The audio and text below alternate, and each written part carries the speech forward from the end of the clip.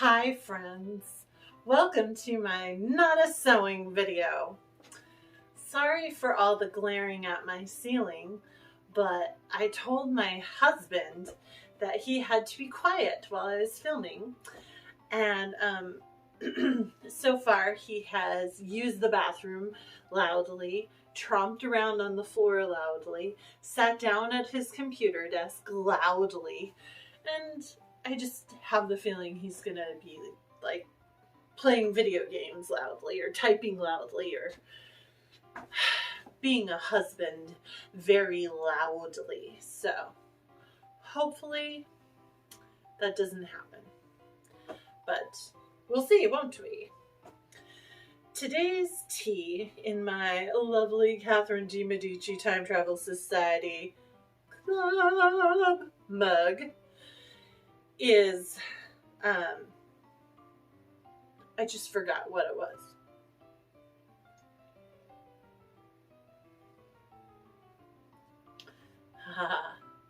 Lavender chamomile, which is so wonderful. It also has honey with it. I don't remember what brand it is because at one point in time I kind of took a bunch of my bagged teas out of their boxes to make space and put them in this little tea saver thing. So I can't tell you what kind it is, but if you come across the lavender honey chamomile tea, it is delicious and I highly recommend it, my friends. So get your tea ready because it's another not a sewing video with me, Emily. Yay! I don't know what my eyebrows are doing today. So, the 1840s day dress. My friends, I'm almost there. I'm almost there. I promise. I'm trying. I was really hoping to have it done this weekend. It still might get done this weekend. I was hoping to have it done by this video, but that's not happening. I did get some green piping because I decided that I am too incredibly lazy to make my own because this dress is taking me forever. Anyway, so I got this lovely green piping, and it's a slightly darker green than my fabric, but I actually think I like that. I actually think the contrast will be really nice since the fabric is going to have a white behind it, so the piping will kind of stand out in its slightly darkerness, but it's not too dark. It's just dark enough to have the tiniest bit of contrast without actually standing out as a darker color. So I'm thrilled about that. The skirt is all ready to go other than needing to be attached to the bodice, hemmed and ironed. I finished the cartridge pleating. As you can see, my tiny, tiny, tiny, tiny rows of cartridge pleats.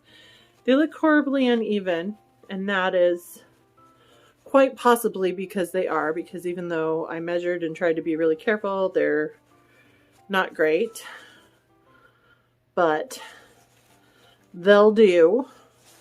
There they are. Lovely, lovely cartridge pleats. Found a great video on YouTube, where this video is. YouTube, by a lovely lady whose name and channel I've completely forgotten, but I did post this past week on my Instagram page that explained cartridge pleating beautifully, had beautiful examples, close-up, showed close-up how to do it, and even helped me understand why I needed a second thread through this. So, thrilled to death to have my tiny little cartridge pleats ready to go. And just need to get that bodice finished up, people. It's hard. Fitting yourself is really hard. Especially when I need my husband at home to put me in my corset because I am just not brutal enough to like get it to the right proportions, because it's like has to be pulled a certain amount on top as opposed to a certain amount on the bottom, and I'm just no good at it, and he gets it just right, so it's the perfect amount of firmness without, you know, Mother, I won't be able to breathe. Well, one night of suffocation isn't going to kill you. If you know what that quote is from, you are not just my you're not just my follower friend, you are my best follower friend. Okay, so did the cartridge pleats, gonna get that finished up hopefully this weekend. We shall see. A lot of my spare time is starting to fill up because my birthday is coming up, my friends. I'm really excited. I'm a big proponent of birthday months. Not birthday just day or birthday week, but birthday months. And it's been 2 years of birthdays and birthday like day or birthday weekend kind of. So I was like, no, I'm going to celebrate multiple times this month. So I've already got different groups of friends, you know, hey, let's go do this. What do you love to do? So basically I'm going to tea over and over and over again because it is my favorite thing to do. Dress up and go to tea. If you are in the greater Seattle area, hit me up. Maybe we should go to tea. Oh,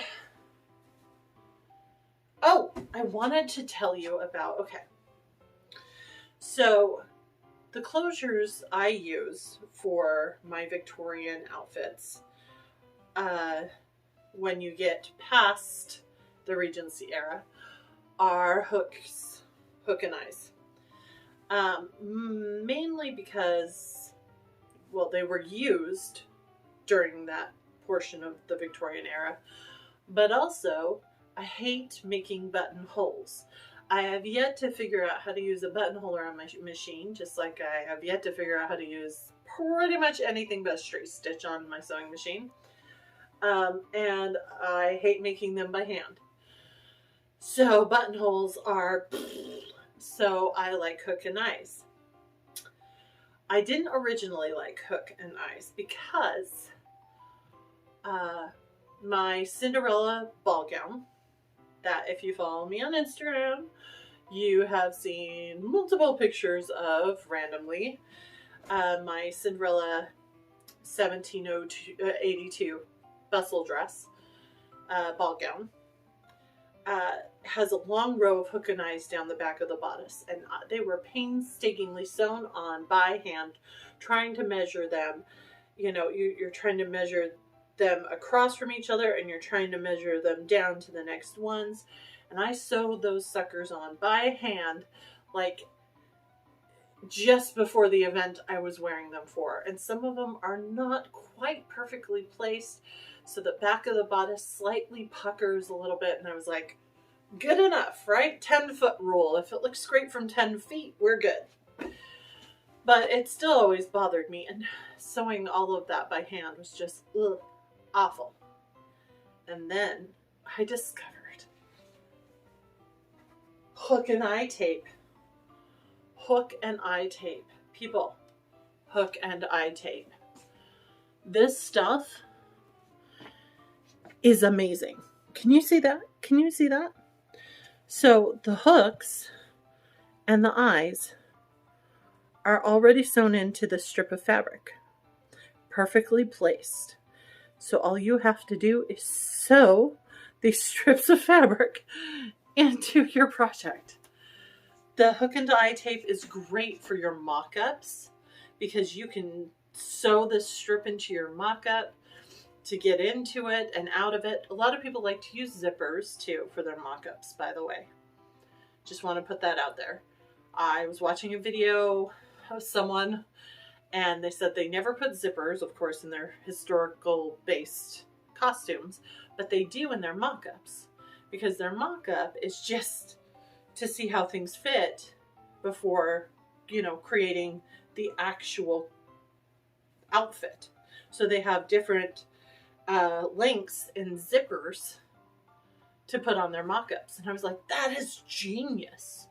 That is genius. So get into your mock-up quickly, see how it fits, fix what needs to be fixed, get out of your mock-up. I am so doing that. That is brilliant.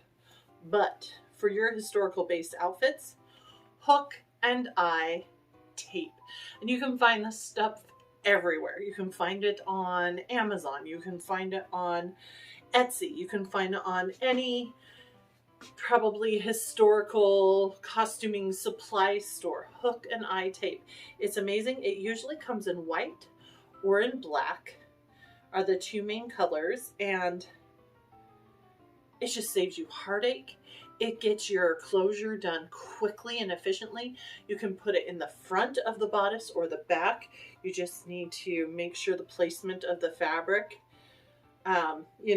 covers all the way up to it or overlaps. It's amazing. It's like a miracle invention, and it makes me so happy. I can't even tell you. Oh. Now someone would just invent something besides safety pins to keep the straps of my soft cloth suspenders up. I tried crossing them in the back, but it made my skirt go all the way up to here. So, not really sure. It's a problem. If you have any ideas how to keep soft cloth suspenders up,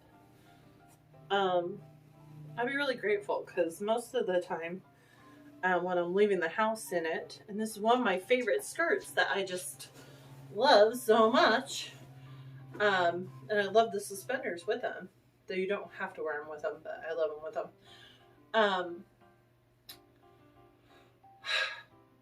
I will flip my shirt under and put a little safety pin on each side, to keep everything in place, but I don't like to put unnecessary pins through my clothing if I don't need to.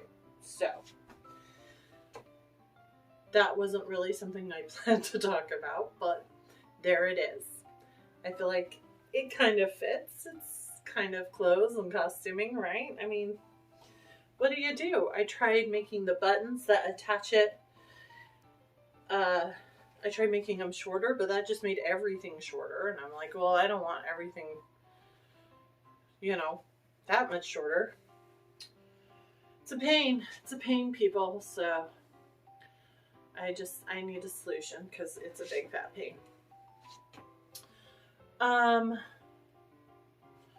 Unfinished projects. Do you have a bunch of unfinished sewing projects? I have so many. I have bins and bins. We've talked about my crazy sewing room, and one of these days I will do a video from inside my sewing room and just squish down inside the mess and be like, ta-da, here I am. Hopefully I will not get lost in there.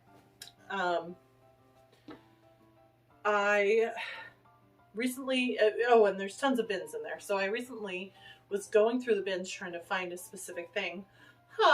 Like that'll ever happen. And I found the bin that I had shoved all of my spring projects in that didn't get finished last fall. That sentence made no sense. Am I going to edit? Everyone say it with me. No, because I don't edit. This is the new I don't edit dance. Can you do it with me? I love it. Okay. How do I make that sentence make more sense? Okay, so all of the projects that I had hoped to have finished and wearable by spring of 2021, by fall of 2021, when I gave up and said, these are not going to get done this year, I packed them up into a bin, and the bin got sucked into the great bin mess of the sewing room. So I opened up this bin and I'm digging. I'm like, oh, this project. Oh, this project. Oh, that. Oh. I wanted to finish that. Oh, that would be just beautiful for this spring. And now I have a dilemma because there are some great projects that I started last spring and just didn't finish. So, do I drop a bunch of my plans for projects this spring? Because, haha, I always overplan anyway. It takes me forever to sew things, obviously. So do I drop the projects I had planned for this spring and instead work on projects that I had already started last spring that are already in progress and get some of those finished? Or do I put them aside and say, maybe I can work on one or two if I get some of the things I planned for this year done? It's a conundrum. It's a problem because I feel like if I put off this year's projects to work on some of last year's projects, I'm kind of just repeating the same cycle. But if I get some of this year's planned projects done and then wait to see if there's time to work on some of next year's projects, I fear that those next year's projects are just going to end up 2023, 2024, who knows, type projects. So, I don't know. Weighing my options. There's a bunch of them. There is this beautiful pink and white striped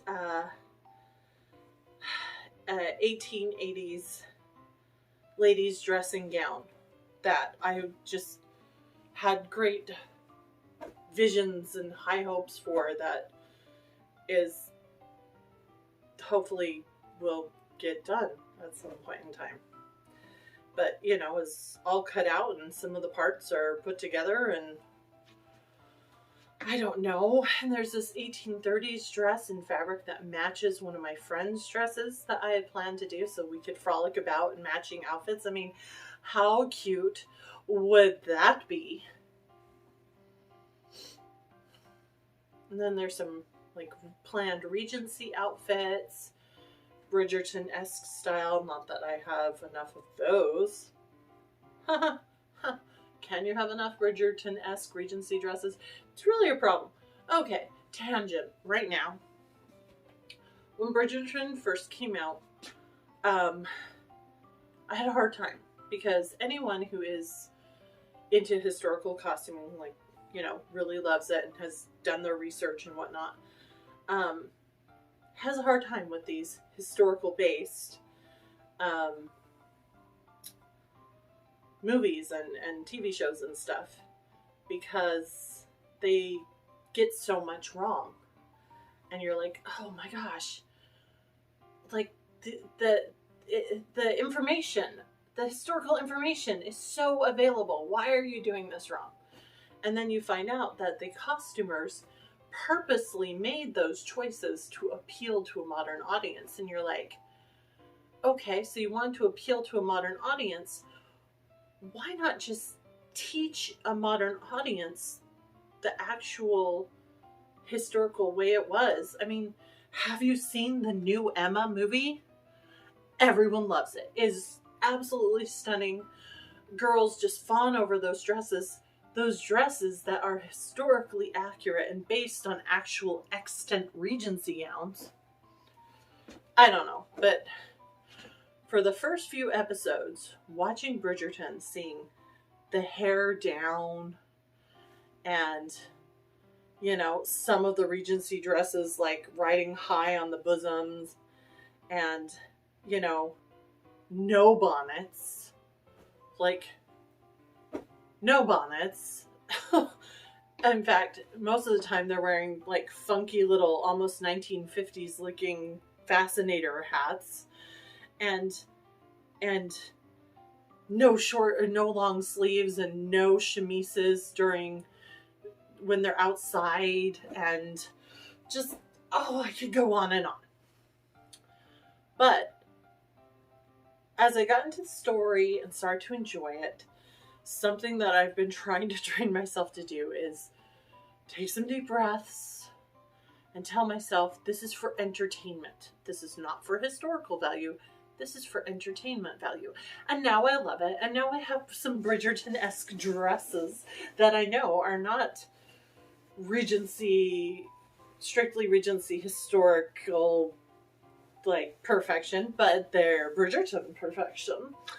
And obviously I am a Featherington, so they all follow the bright, happy Featherington colors, because I rarely do pastels, and when I do, I try to foof them up a bit. So I'm obviously a Featherington.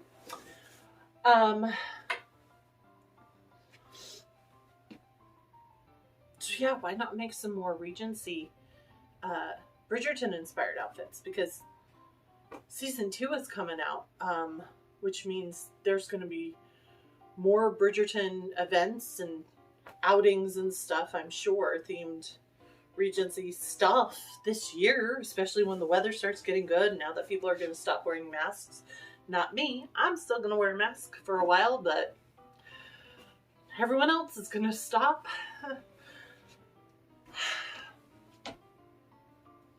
I'll decide.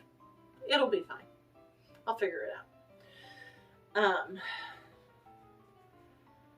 The last thing I wanted to mention is I have been selling off a bunch of my fabric on a couple of Facebook groups that I am on that sell like historical costuming fabrics and notions and whatnot.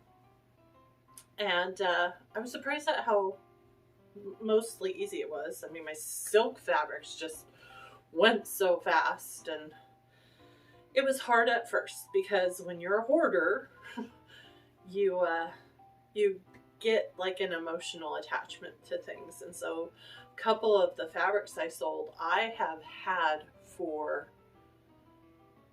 years and years. I mean, I sold one brocade fabric that I have had for over 10 years, that I had been saving for this specific Elizabethan outfit, court Queen Elizabeth dress that had been designed in my brain for years. But I finally had to say, I don't do Queen Elizabeth at Ren fairs anymore, and I don't really do Elizabethan as my main historical costuming anymore. And though this fabric is just absolutely the most stunning silk brocade you've ever seen ever, it's gonna sit on a shelf being beautiful and unused. Where if I sell it to someone else who will love it, they will also use it. And it will be seen and adored instead of on a shelf gathering dust. So I'm proud of myself, and just want to put this out there that any of you, I know, it has pockets. Any of you who are also fabric hoarders, it can be hard, it can be daunting, but you do get a little bit of relief when you see that a big chunk of space has opened up, and you don't feel so obligated to come up with an outfit or an idea for every single fabric that you own. If you don't have a specific idea or something in mind for that fabric, let it go. You know, what does Elsa say? Let it go, let it go. Just send it right out the door. Okay, that's not what she says, but I'm telling you, let it go and send it out the door. Let someone else live it. Let someone else use it. Let someone else hoard it. Cleanse your hoarding. Cleanse your space. Cleanse your face. I love you. All of you. You are my follower friends. And if you're not subscribing or liking me, that's okay. I will probably cry a little bit, but I will stop crying eventually, and I will still love that you watched this video. have a great week, and hopefully, come on guys, we're really hopeful. Next week, I will actually have a dress finished to show you in time for St. Patrick's Day. Yay! Okay, bye now. Okay, bye. Okay, bye.